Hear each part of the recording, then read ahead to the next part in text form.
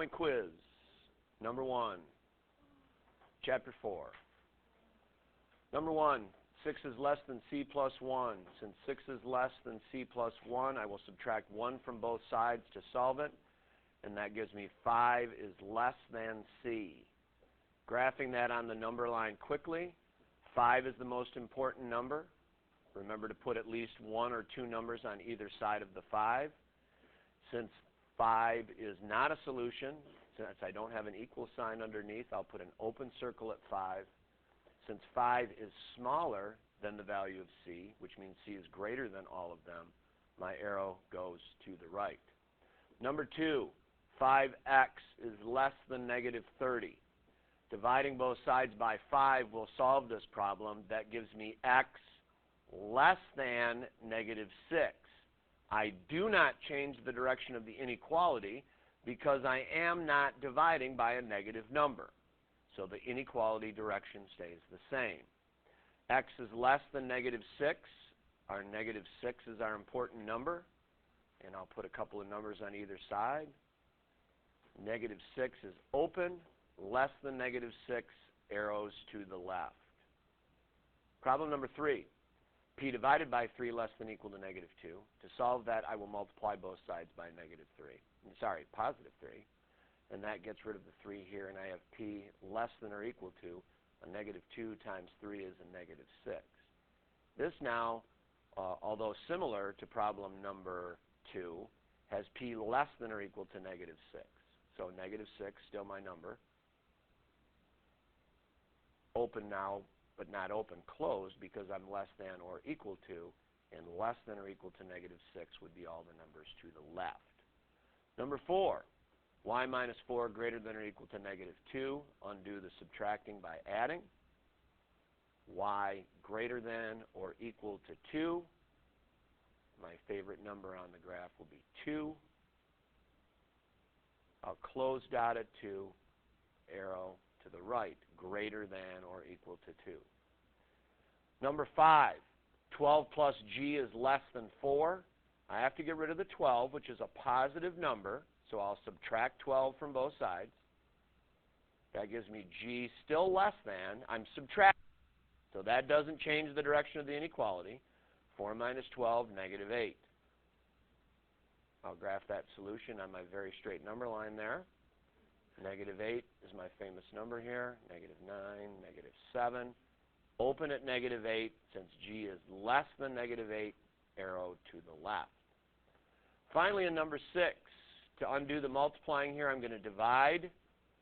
Here's a case where now I'm dividing by negative 3. Dividing by negative 3 will change the direction of the inequality. That leaves me with b less than or equal to 15 divided by negative 3 is indeed negative 5. Graph that on the number line. Negative 5 is my special number. I'll put negative 4 there, negative 6. Close dot on negative 5. B less than or equal to negative 5. Those are numbers also to the left. Problems 7 and 8 ask the same question of different inequalities. And that is, determine whether each of the following is a solution. This is not a multiple choice question. You have to test each one of these numbers in the inequality to see if it works. If you get a true statement, yes, it is a solution. If you get a false statement, no, it's not. So for part A, putting negative 4 in for x is a negative 4 plus 7 less than or equal to 3. And negative 4 plus 7 is 3. Is 3 less than or equal to 3? It is equal to 3, so the answer is yes. Number 2, is 0 plus 7 less than or equal to 3? It is not. No. C, is a negative 17 over 4 plus 7 less than or equal to 3? Well, a negative 17 over 4 is a little bit more than negative 4, or excuse me, a little bit less than negative 4. I think it's about a negative 4.25. And so if you were to take a negative 4.25 and add to 7, you get 2.75, which is less than or equal to 3, So yes, that is a solution.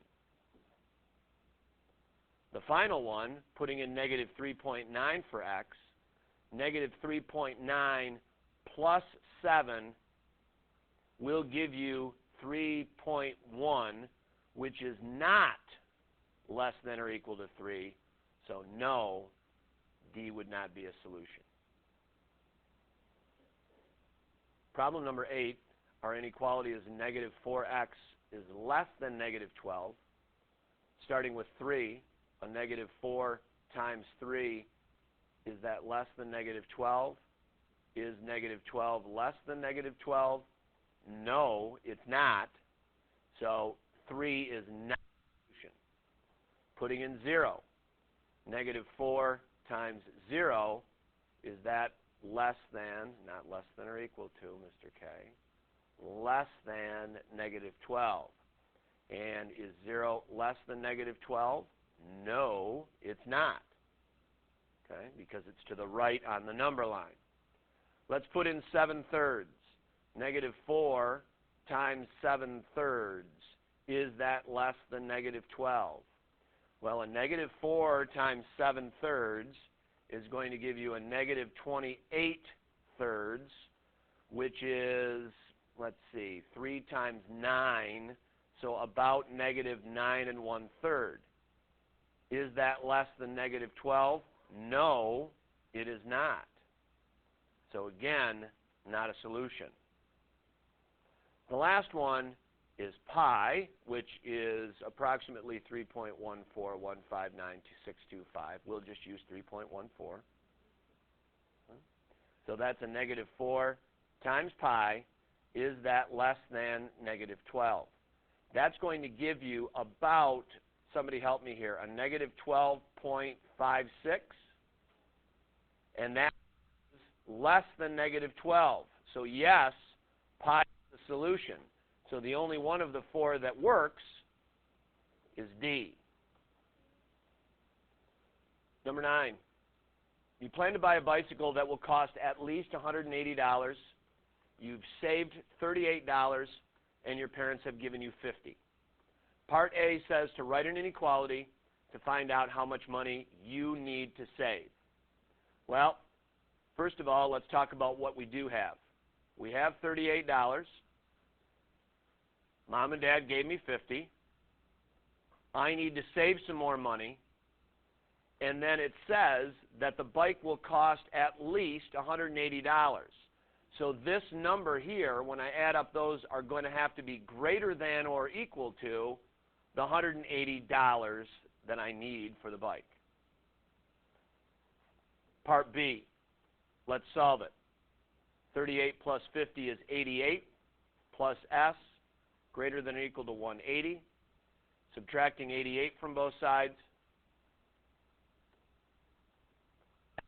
To be greater than or equal to, I believe that's $92. Is that correct? Okay. What does that mean? That means I have to save at least $92 if I hope to have that much money for my bike. Last question, number 10. The local garden shop has plants on sale for $1.50 each, and you are planning on planting a vegetable garden. If you have $20 to spend on tomato plants. Part A, write an inequality to find the greatest number of plants that you can buy. Well, in this case, it's $1.50 per plant, and since it's an inequality, spend less than or equal to the amount of money I have, which is $20. To solve this, I will divide both sides by $1.50.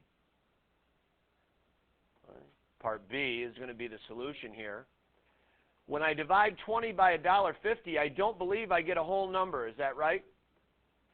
What is 20 divided by $1.50? Somebody? 13.3 repeating? All right. Since I can't buy 0.3 repeating plants, this answer doesn't make a whole lot of sense. The question was, what is the greatest number of plants you can buy? That would be 13 plants. I can't buy 14 because that'll be more than $20. Okay. But I could buy 13. And I'll get some change back. And that's great. Cupid shuffle.